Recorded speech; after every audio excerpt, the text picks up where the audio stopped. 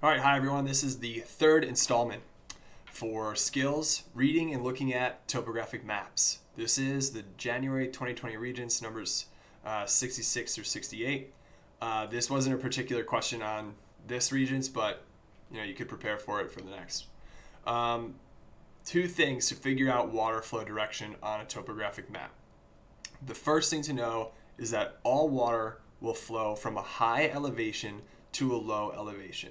So that's probably like step one or key one, trick one, etc. to figure out which way the water is flowing. So if you look at this map, I'm going to zoom in,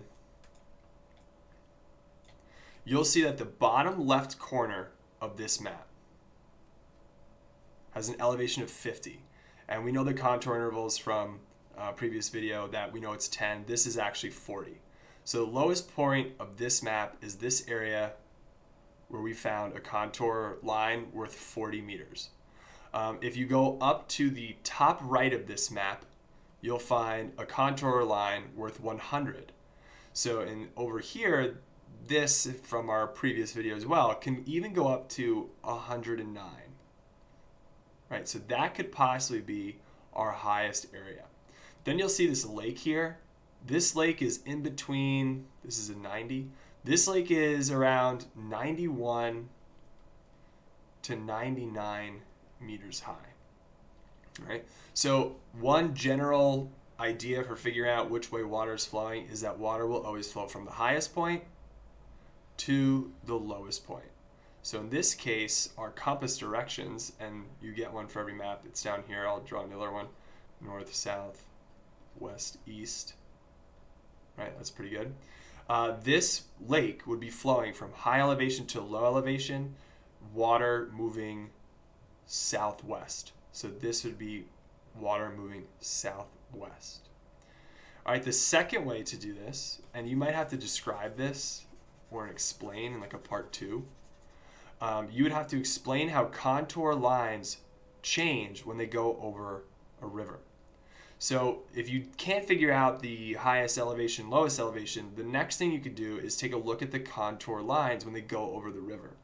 So when they go over the river, and I'm going to zoom in even more, they create a V shape. So I'm going to highlight this in red. So here the contour line goes over the river and makes somewhat of a V. It's not like a perfect one, but here it is again. Here it is again. And I'm going to do it for each line that goes over this river. And this one very low. These V's remind me a lot of arrows, so I like to just make them look like arrows.